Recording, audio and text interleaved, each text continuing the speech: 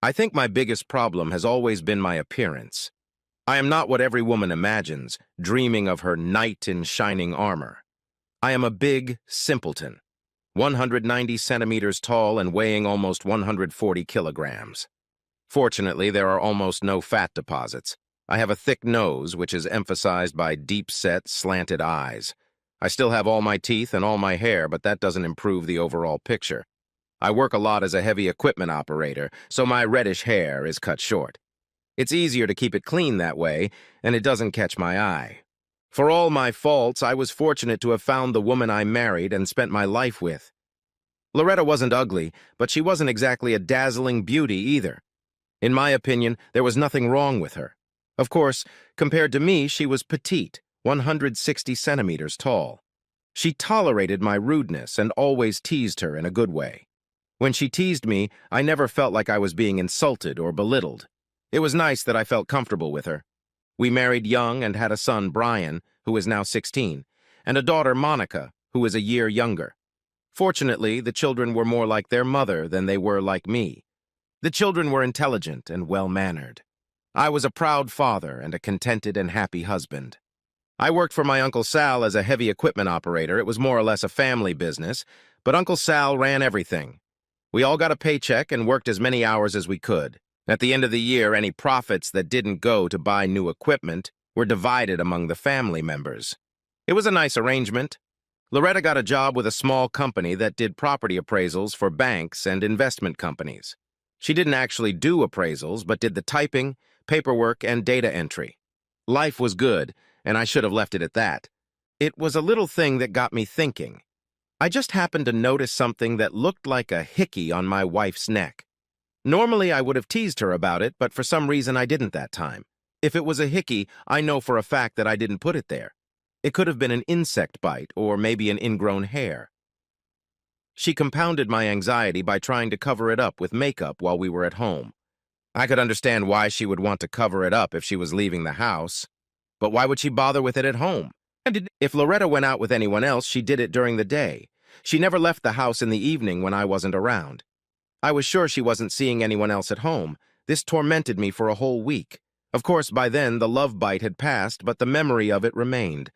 Our sex life was great. I may not have been as romantic as I should have been, but I always bought her flowers for no reason and never forgot her birthday or our anniversary. We regularly went out to eat and went to a few shows or movies whenever possible. Every year, we took a family vacation to somewhere special. I appreciated her as a wife and as a companion. Now I was going crazy with doubts about the stupid red spot on her neck.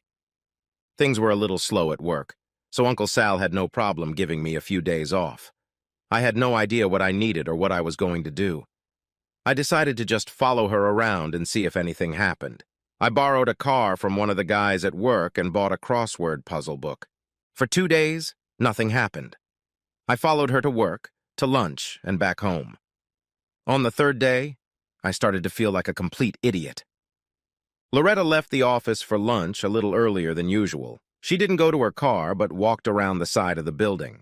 A white 4-door company car pulled up at the back of the building, and Loretta got into the passenger seat. She was probably going to lunch with someone from work. It was a little different from the previous 2 days, but not that unusual. I had no trouble following them, and then my worst fears came true. A white car pulled into the parking lot of one of the scruffy little motels near the entrance to the state. I recognized the guy as one of the appraisers Loretta worked with. Tom, what's his name? He already had a key. They walked into the room like they'd done it 100 times before. He was a good-looking guy, about 10 years younger than Loretta. They pulled the curtains on the windows and closed the blinds. Unfortunately, I hadn't thought that far ahead.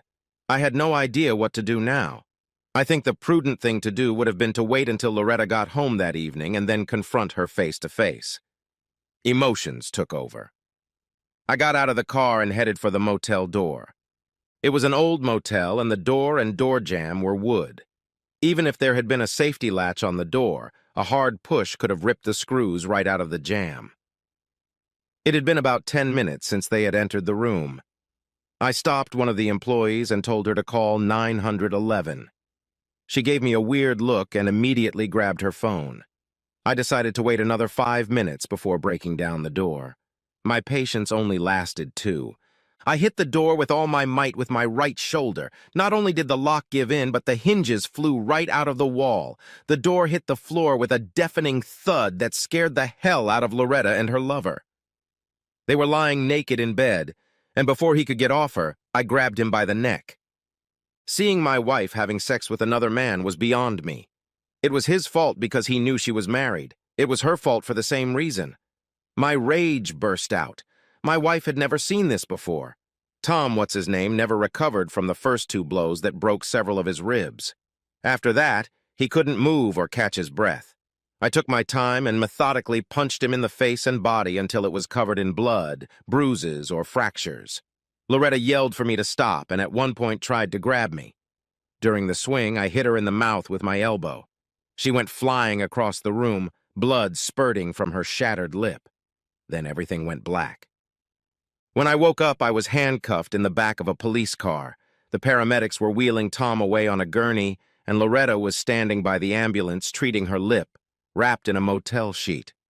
She looked up at the patrol car, introduced me, and burst into tears.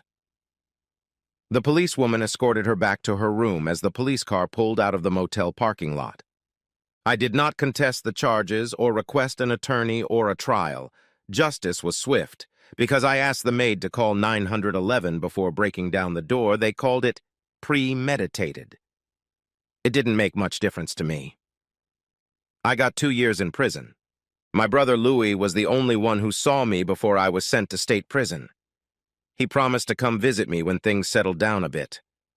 I had no trouble in my new home, especially after word spread about why I was there.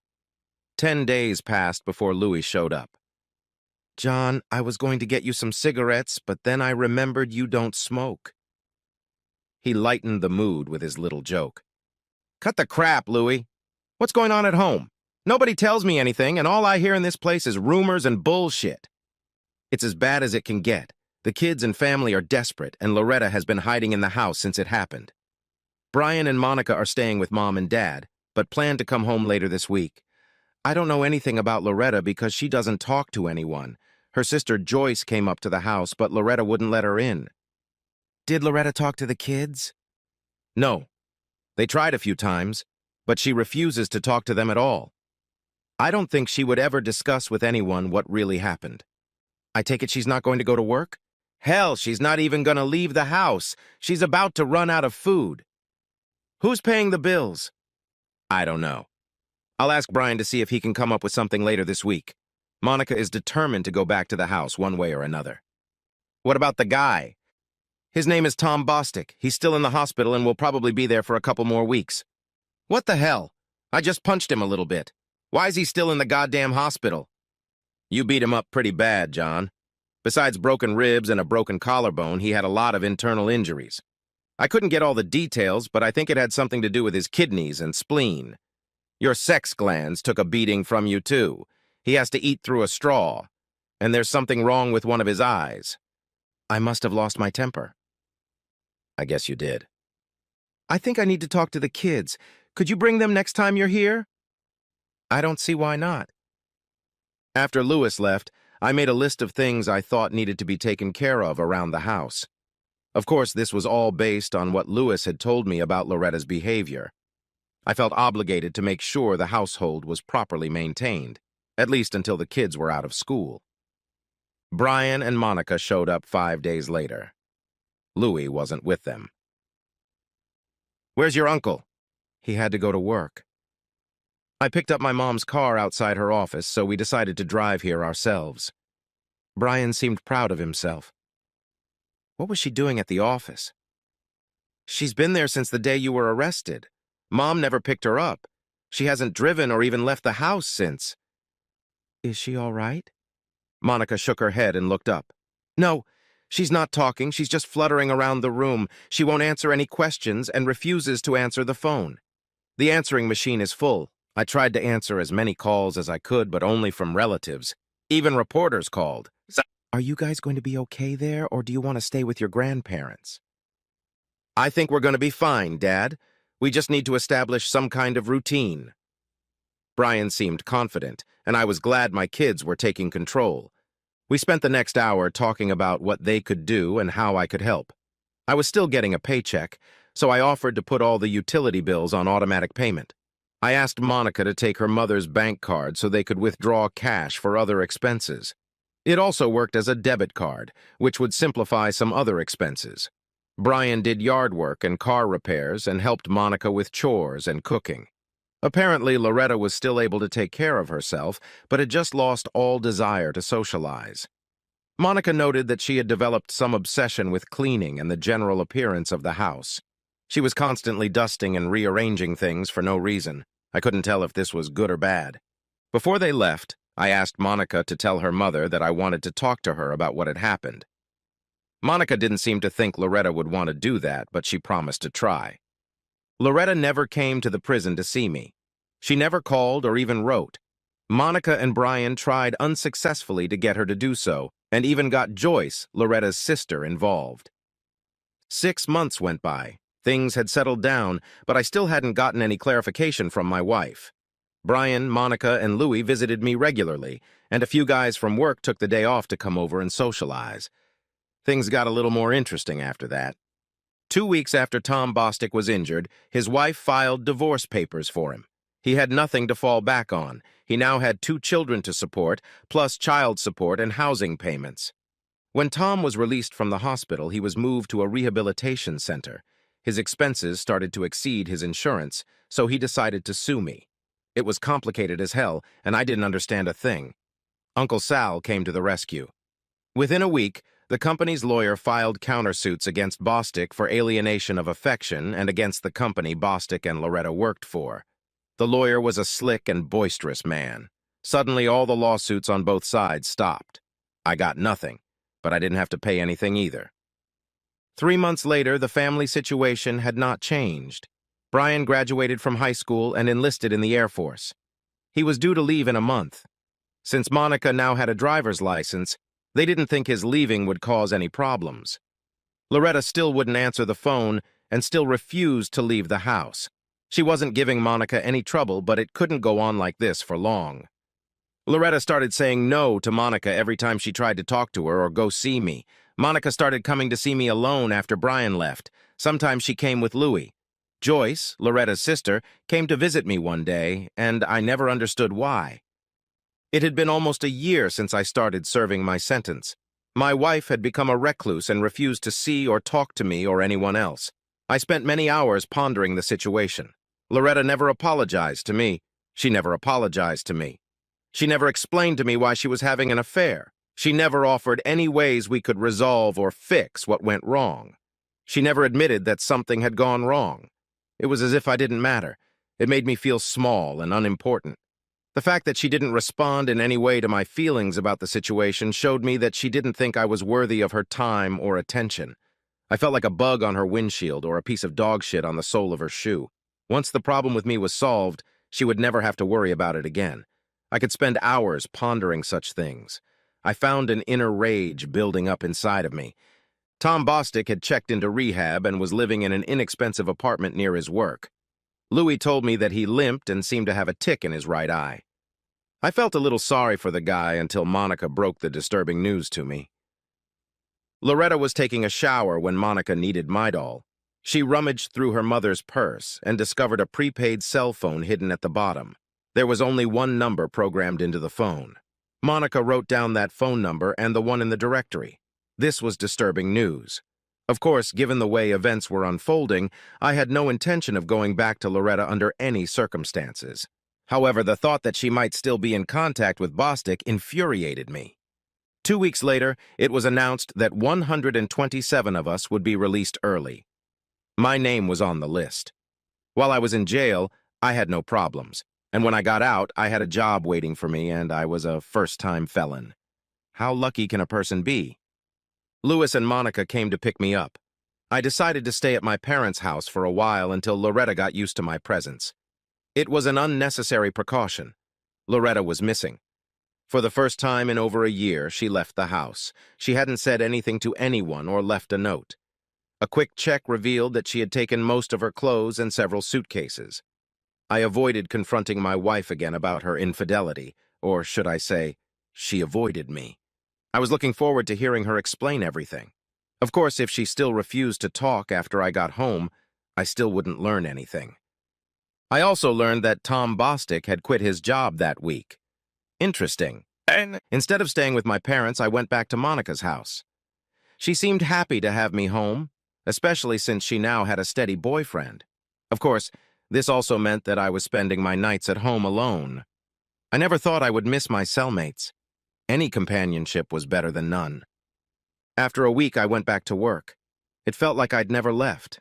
I felt obligated to Uncle Sal and his family to work overtime. No one denied me the opportunity. Anyway, over the last year or so, I seemed to have lost my taste for beer. I know it sounds strange, but it just didn't quench my thirst the way it used to. I was never really into hard liquor, so I started drinking a lot of cola and iced tea. I teased about it a bit, but was immune to the pressure from my buddies. The most unpleasant part started at night when I caught myself thinking about Loretta and Tom Bostic. They made a fool of me. I didn't even know Bostic, but the treatment I got from my wife was undeserved. I never treated her badly. I never physically or verbally abused her. I always treated her with respect and love. I had done nothing to cause her to hate me. Of course, I got the feeling that she didn't really feel hatred towards me. She just didn't feel anything at all. She just threw me away like an old shoe without even thinking about it. It was humiliating. Monica tried to help in any way she could, but there wasn't much she could do. I was happy she had found a boyfriend, especially after having trouble taking care of her mother last year. I wanted to give her as much time as she needed to catch up. I also tried not to show my depression at home or at work. The more time I spent at work, the less I thought about Loretta. When I got home, I usually felt tired and slept well. On Sunday afternoon, I decided to visit Joyce. Joyce was Loretta's younger sister. She was divorced and had 2 children who were in elementary school. I always appreciated the fact that she visited me while I was in prison, although I could never understand why. Sometimes I thought that if I had been a little friendlier when she visited, she might have come back again. "John, how nice to see you. I heard you were home again. Come on in. You want coffee or a beer?" I followed my sister-in-law into the kitchen. "Coffee would be great." "I think I know why you're here. There's a lot I don't know, but I'll help if I can. The main question you probably can't help me with is why?" Joyce put 2 hot cups on the table and sat down across from me. "You're right, John. There's nothing I can do to help you." I asked her several times and in different ways, but she always either ignored me or changed the subject. "I thought she wasn't talking to you." Until a week ago, she refused to even meet me. Suddenly, she wanted to talk. There was silence for a few moments. It appeared that Joyce was willing to answer my questions, but she was a little cautious about offering anything willingly. "Joyce, why did you come to visit me in Graterford?" "I don't know. I felt that Loretta had let you down in some way, and I didn't think you deserved it. You didn't seem too happy to see me, so I never came back." "I'm sorry. I was still hurt. I didn't understand why you came, and I didn't know how to react. I guess I was too sensitive. Other than what I read in the papers, I still don't know what happened." Joyce sighed slightly. I finished my coffee and laughed softly. "It was simple. She was cheating, and I caught them and beat the crap out of the guy. End of story. Except you spent a year in jail." "I like to think of it as a vacation. It was better than one of those damn cruises." We both tried to find humor in the situation, but we failed. "Why are you really here, John? Where is she?" I tried to speak as simply as possible to get a straight answer. "Reno." Oh, shit, it worked. I asked a question and got an answer. Loretta came to me to talk to me about my divorce. I couldn't help her because I didn't have the answers she was looking for. "Why?" "She wants a divorce that would allow her to be free without seeing you or contacting you. I told her she can't do that here. She seemed a little upset. She didn't want to go to Nevada because of the residency requirements, but decided it was her only option. The company she worked for had a branch office in Reno. The guy she was with, Tom what's-his-name, was able to get her transferred there. She intended to file for divorce once she'd been there long enough." It all made sense. I didn't like it, but it made sense. I don't know why she just didn't do it while I was in jail. She could have sent me the paperwork, and I would have happily signed it and sent it back. She waited too long, and she screwed herself. What the hell did I do wrong, Joyce? I asked my sister about it as she left. She just smirked and walked out the door without giving me an answer. I guess she figured I wasn't good enough. I wish she had told me that before we got married. Then you never would have had Brian and Monica. All I could do was squeeze out a slight smile.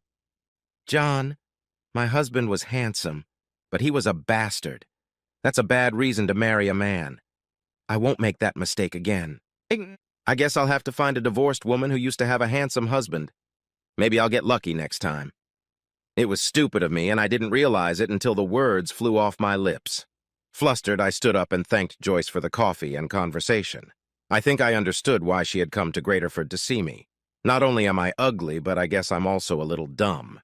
As I left, she looked a little embarrassed, and I felt uneasy. I booked a week-long Caribbean cruise and gave the ticket to Louis. Louis wasn't married, and I knew he would appreciate the trip, especially at my expense. In return, I borrowed his car. The less he knew, the better. The drive to Reno took me 3 days. I found a vacant building east of Sparks, and I had no problem getting Tom Bostic to come and assess its condition. He arrived with his trusty notepad and tape measure.